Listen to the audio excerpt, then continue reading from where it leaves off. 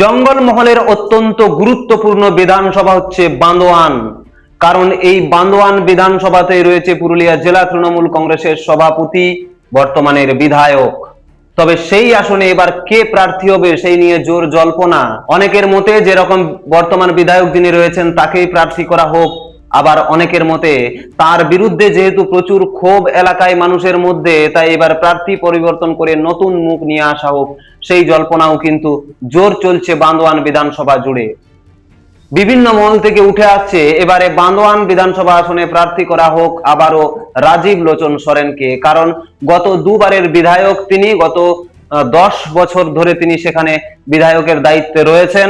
এছাড়াও তিনি বর্তমানে পুরুলিয়া জেলা তৃণমূল কংগ্রেসের সভাপতির দায়িত্বে রয়েছেন, ডিপিএসসি চেয়ারম্যানের দায়িত্বে রয়েছেন, এরকম গুরুত্বপূর্ণ বিভিন্ন দায়িত্বে রয়েছেন। তার সাংগঠনিক দক্ষতা যথেষ্ট বেশি, এরকমটাই মনে করছেন অনেকেই।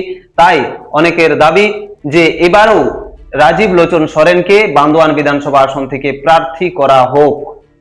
তবে তবে বেশ কিছুদিন ধরে রাজীব লোচন সরেনের বিরুদ্ধে যেভাবে বিভিন্ন জায়গায় পোস্টার পড়েছে, বিভিন্ন জায়গায় দলের কর্মীদের মধ্যে ক্ষোভ দেখা দিয়েছে, বিভিন্ন সময়ে অভিযোগ উঠেছে দুর্নীতি নিয়ে, ডিপিএসসির দুর্নীতি নিয়ে, বা আরো বেশ কিছু অভিযোগ উঠেছে দলের অন্দরেই। বিরোধীরাও এই নিয়ে বারবার অভিযোগ তুলেছে, সেই নিয়ে জোর চর্চা উঠছে। তাহলে এবার কি তৃণমূলের প্রার্থী পরিবর্তন হবে জঙ্গলমহলে?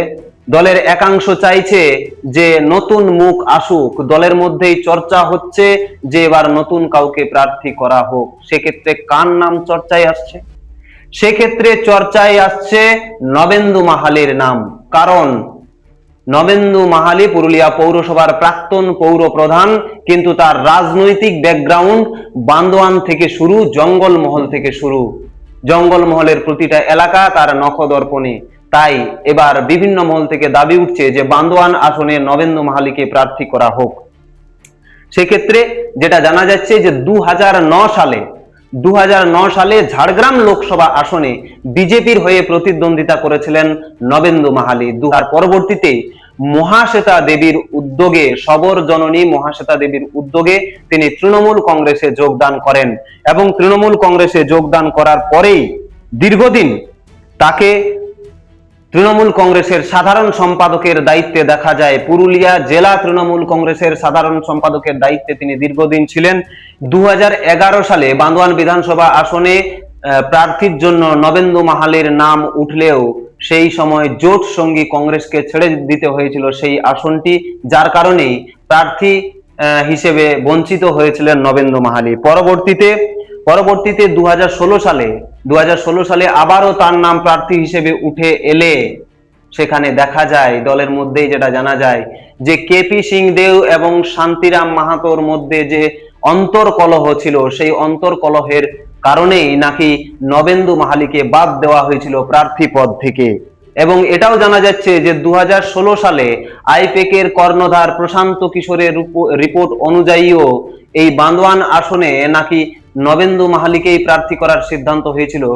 পরবর্তীতে নবেন্দু মাহালি সক্রিয়ভাবে পুরুলিয়া পৌরসভার দায়িত্ব পালন করেছেন, পুরুলিয়া পৌরসভার পৌর প্রধান অ্যাডমিনিস্ট্রেটর হিসেবে বিভিন্ন সময়ে দায়িত্ব পালন করেছেন। তাই বিভিন্ন মহল থেকে দাবি উঠছে যে এবার নবেন্দু মাহালিকে প্রার্থী করা হোক বান্দোয়ান বিধানসভা আসন থেকে। এছাড়াও আরো একটি সব থেকে চর্চিত নাম এই মুহূর্তে বান্দোয়ানের জন্য কলেন্দ্রনাথ মান্ডি।